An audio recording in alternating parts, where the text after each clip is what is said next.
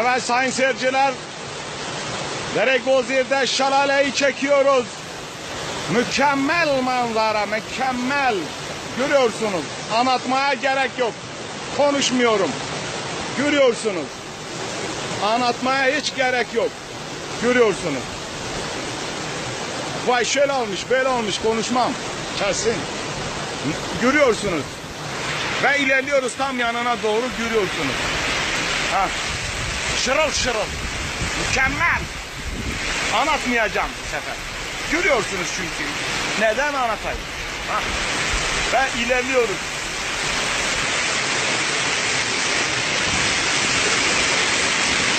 Vah vah vah vah vah vah. Waka waka waka waka waka de waka waka. Aman aman aman.